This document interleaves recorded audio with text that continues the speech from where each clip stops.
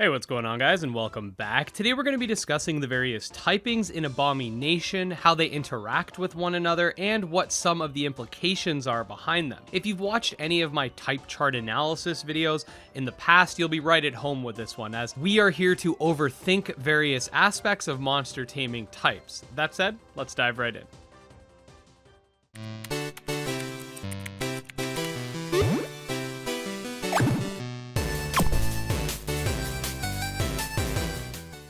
Alright, so Abomination features 8 different typings, all of which are relatively self-explanatory and easy to remember, which is definitely a good aspect to have in any monster taming game. As someone who plays tons of different monster taming games, I can definitely appreciate when some games keep it simpler than others. That said, the types are as follows: neutral, fire, water, lightning, plant, ice, air, and earth.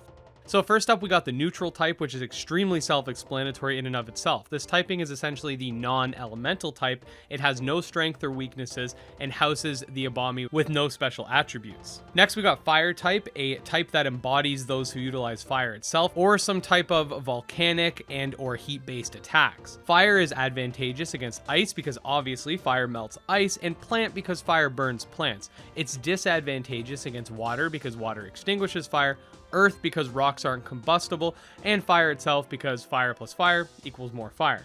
Next up is water type, a type that encompasses the more aquatic Abomis and those that utilize water in combat. Water is advantageous against fire because of the reason we just mentioned, and earth because of water corrosion, the method by which water slowly chips away and degrades rock itself. This is why various rivers might get larger over time. It does less damage to water itself because water and water, again, is more water. It's also disadvantageous to plant because plants just feed off of water to survive, and lightning because water is an excellent conductor.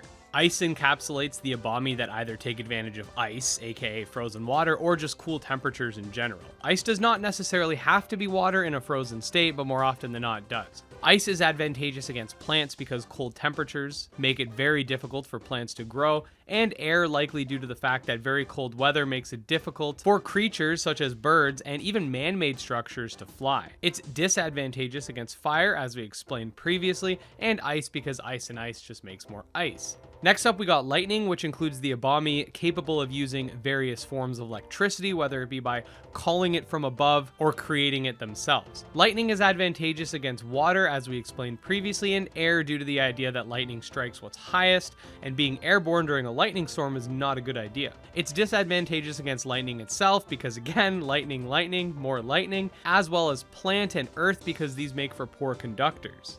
Though you could make the argument that when lightning strikes a tree, the tree goes down, so could go either way on that. The air type embodies the Abomis that take advantage of flight or the wind itself.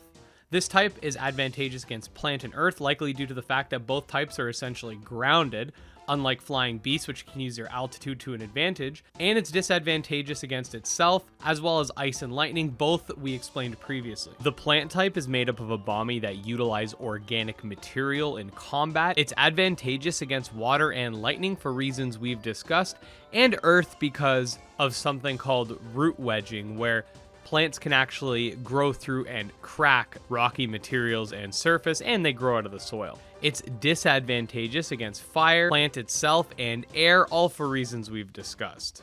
And finally, last but not least, we have the earth type, which contain the Abomi that are experts in utilizing various minerals and the ground itself. Earth is advantageous against fire and lightning for reasons we discussed previously, and interestingly, ice. I could see the idea that rocks and minerals could potentially shatter the ice, however, ice could also corrode the earth as well, so it's a very interesting concept there. It's disadvantageous against water and air, which we have discussed, and of course, the earth itself. So yeah, guys, that's a pretty quick video going over all of the Abomi types and what are some potential, I guess you could say, story reasons for the types themselves. Of course, the main focus was balancing, but it's always good to have some sort of justification for why things are.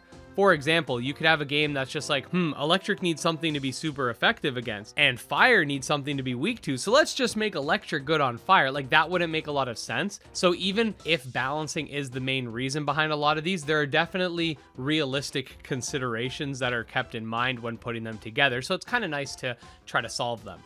Anyways, if you do enjoy videos like these or just enjoy monster taming content in general, definitely make sure to subscribe to this channel because that's what we cover chiefly. You can also follow me on Twitch and Twitter. Check out my Discord, all links in the description. I'll see you guys next time. Peace.